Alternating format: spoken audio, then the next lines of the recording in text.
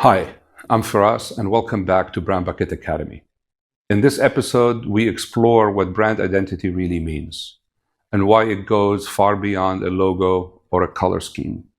Margot Bushnaq, founder and CEO of BrandBucket, breaks down how strong brand identity can build trust, guide internal decision-making, and create lasting emotional connection with customers. We'll dive into strategic alignment, common mistakes, and how to start crafting an authentic brand from the inside out, whether you're a solo founder or scaling a full team. Let's get into it.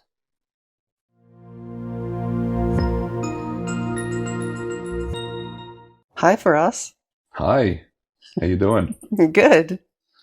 All right, so today we're going to be talking about brand and brand identity. Okay. How would you define brand identity in a way that's simple and clear? Your brand is the way you put yourself out there for your customers. Okay, simple. and Simple, clear. maybe not clear, but we'll get into it. Okay, Yeah. all right. Why is brand identity foundational to how a business is perceived? It really is a matter of customers want to do business with people and companies they like and that are like them and that they agree with. And so if you don't portray any of your messaging of your mission or your values out with your brand, then customers, they're behind a wall and they have no idea who you are. And they may like what you offer, but they're not going to form that attachment that makes them keep coming back over and over. Okay. So what would be some of the key components that make up a strong brand identity that can relate to my customers? Definitely, I think the name makes up a key component, although there are many, many examples of brands kind of moving beyond their not so great name and developing, just really working on other aspects, their voice and talking about the founders and the people behind it, working on great customer service. But other than name, it's about how you present yourself. It's the language you use. It's the representation visually that you use. You can be simple, you can be complicated, you can be colorful, you can be serious. So all of that kind of goes into portraying in every way possible through every sense, like what your company stands for. All right. Emotional and strategic alignment is what we're going to be talking about next. How does brand identity help connect emotionally with customers? Every way that you touch your customer, whether it be your website, your emails, your customer service, your product packaging, everything portrays there's an opportunity to portray your company's values and style and personality. And so when you define your strategy being who your target customer is and how you're going to present yourself to the world, all of that needs to filter down into the branding. So what role does consistency play in reinforcing the brand identity? It's incredibly important to be consistent. And it's not necessarily consistency over time, because a brand can shift slightly over time, but it's consistency among departments. It's consistency like between communication styles, whether you're on social media or emails or the text on your website. Everything needs to pass kind of a brand oversight person or committee to make sure everything's in line. How can brand identity guide decision-making across the business? It can actually help bring clarity when there's a lot of choices to be made as far as product direction or a new feature that you're going to add. Circling back to your core values, your mission, can help make the decision easier. It can basically say, we know we have a certain number of people asking for this feature, but it just doesn't fit. And so for the sake of our future brand and our current brand, we're going to say no. Makes perfect sense. The next topic we're going to be talking about is building within or building from within. Mm-hmm. Where should a founder start when trying to define their brand identity? You need to start first and foremost with your mission. So your mission is the why of how why you're building what you're building. So there's the famous talk by Simon Sinek about Apple's why.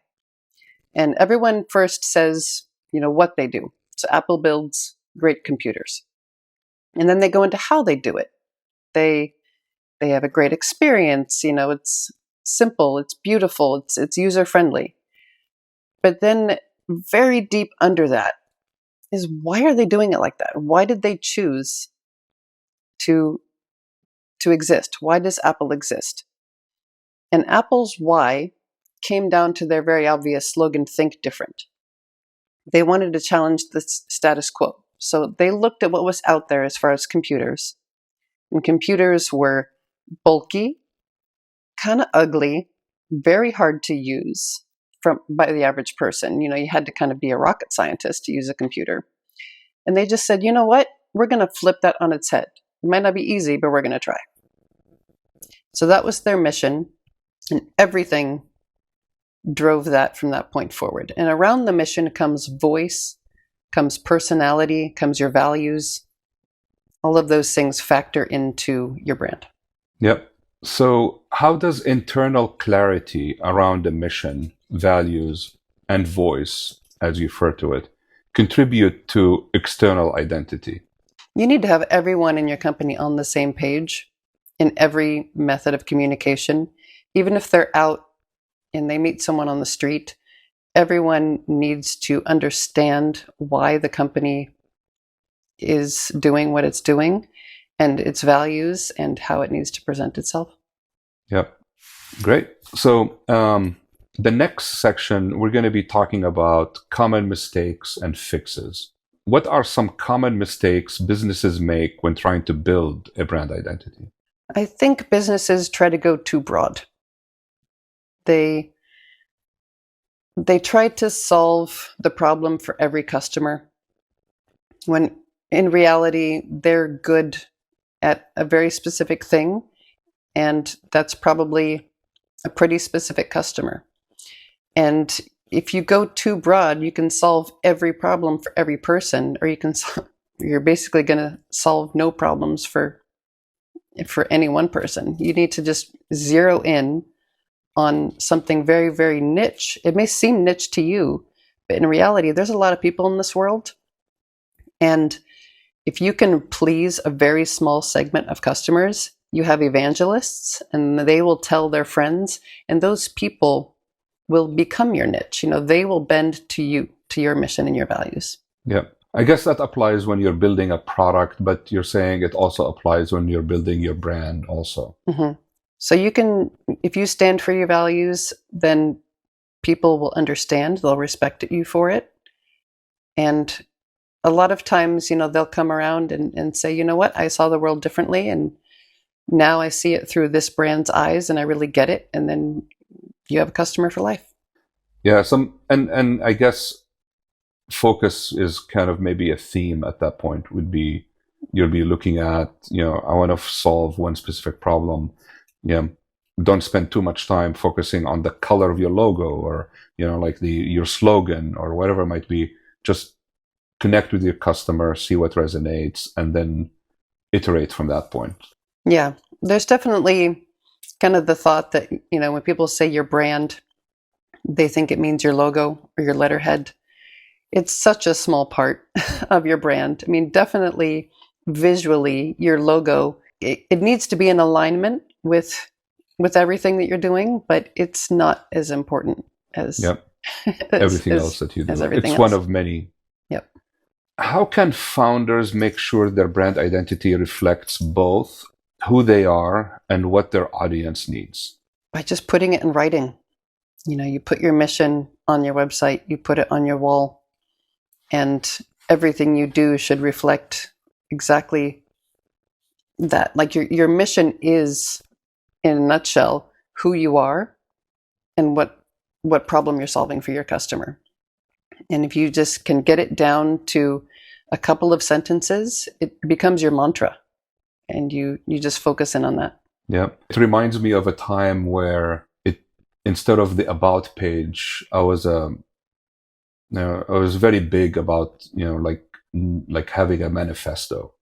It's basically like, just kind of, it's a much stronger word for who you are and what you want to do, or a It's your mission. why. It's your why, exactly. So I think that needs to come back. We've been steered away from manifestos, and I feel like more and more businesses should have a manifesto on their website. I disagree. Take the multi-paragraph manifesto and put it in 2 sentences, and there you go. Maybe that's why we don't have it anymore. Okay.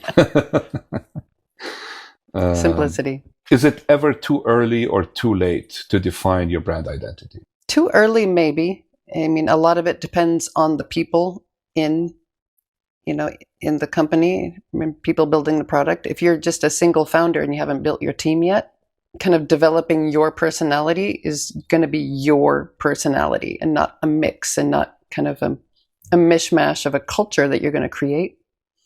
Too late, and I mean, better late than never, I would say. Like if you don't have a very locked down mission or a very locked down voice or customer that you're targeting, it's better to lock it down. You can tell brands that try to shift really, really late on. They try to kind of jump in on something cool and trendy, and it's very obvious and not very respected. Yeah. From what you're saying, then it's not too early. You can start at any point, but keep it simple. Identify your why, and then over time you can adjust slightly, but don't be jumping on trends. To summarize what you just said, I think the reason that people jump on trends is because they realize that they got too broad, and they want to come back in, and they say, okay, our target audience is, young, hip Americans. And so then they try to speak that language all of a sudden. But had they had focus from the beginning and they didn't try to go so broad, it wouldn't have been a shift. They would have been speaking to that audience all along. Makes sense. All right. Next, we're going to be talking about long-term impact. Okay. How does a strong brand identity influence everything from product design to marketing? Well, a strong brand identity, if the whole company is behind it, it's going to influence everything. And its impact will be loyal customers. Yeah. What's your advice to someone who's just starting to think about their brand identity? I think you want to know your own strengths and know the company that you would like to work at. So you're going to be hiring a lot of people. You need to kind of think about what kind of culture you want. And your culture, like I said before, your customers want to know who they're doing business with, and they want to like who they're doing business with. So your brand is really, truly, the best brand is going to be a true reflection of your company, of the people in your company. And so if you haven't hired anyone yet, you need to think forward about that type of culture and who you are. Are you someone who would thrive in a very loose and fun environment? Or are you someone who definitely thinks that kind of stricter, by the book, or even faster sprint type working is best? And that should all kind of be reflected in your voice and in your collective company culture. Yeah. What mindset should a founder adopt when building a brand that lasts? Absolute focus. Focus in on who your customer is, and at the same time, what key value you are providing. So the first step is to focus on who your customer is, and then make sure it aligns with the key value of what you're providing. But then as more and more customers gravitate to you, you're going to have different types of customers, and you're going to get requests from all over the place. That's when you need to hold firm to your core strength and your key value. And that's going to be your long-term success. Great. Maybe to get a little bit more into your personal involvement and your business at BrandBucket, when you have two customers, in the case of BrandBucket, where you have entrepreneurs and founders who are coming and looking at buying names, but you also cater to another segment or another customer who's actually the investors or sellers or people who actually put names into your marketplace to sell, right? So you're catering to two completely different audiences with somewhat kind of, like, I wouldn't say an opposite end of a spectrum, but ultimately they are working, into a marketplace that are trying to. How do you balance the brand, the identity of the brand, and how you're perceived on both ends of two different customer bases? That's the difficult part. I once spoke to someone in the startup space, known for giving good advice. And the minute that I said that I had a marketplace, he stopped me and he said, "I'm sorry." He said, "You understand that you have two completely different customers and they're always going to be at odds with each other, and you're never going to make a decision that pleases both." He said, "The only time you're going to please both is when the buyer finds something they want to buy and the seller sells it, and then they're happy. But everything else, you're going to be button heads with somebody." And I really took that to heart. That was kind of a pivotal moment in our growth, where we were starting to have a community of sellers that was bigger and a lot more vocal than our buyers ever would. Buyers will never tell you what they want. They're notoriously silent. They don't give feedback. And it's really hard to build for the silent part of your audience, and what seems like ignore the very vocal part of your audience. But we as a brand, as BrandBucket, the whole why for BrandBucket was that we were entrepreneurs that really had no place to go to look for kind of a smaller curated set of domain names that we could buy for our business, and where the prices were reasonable. They weren't priced by 1,000 different people, and they were, hundreds of $1,000s apart for the same type of name. So our reason for being was to improve the buyer experience. And so multiple times a year, when we are sitting down and figuring out what new features to add, we have to circle back to that laser focus of our mission of building a great domain buying experience. Yeah, and that makes perfect sense. Yeah. Yeah, absolutely. This is definitely a very unique situation, but ultimately the idea that you do have two different customers that are not necessarily at complete odds with each other, but you are trying to satisfy both, and how do you manage to both expectation along the way, and how that affects your brand identity. But I guess your answer is the laser focus is make the buying experience as smooth, as fair, as easy as possible. And by accomplishing that, the seller is going to be happy, because ultimately you're going to be selling more, you're going to be satisfying their need at the same time. So excellent. Sounds good. I guess that's the end of this segment. Thank you for your time. Appreciate you being here. I'm always here. I live here. Awesome. Your brand identity isn't just how your business looks. It's how it lives, breathes, and connects. From your mission to your voice, and how you show up across every touch point. Building a brand with intention is the difference between being remembered and being overlooked. If you're ready to take your brand to the next level, visit brandbucket.com to explore curated brand names that align with your identity and vision. Thanks for tuning in, and we'll see you next time.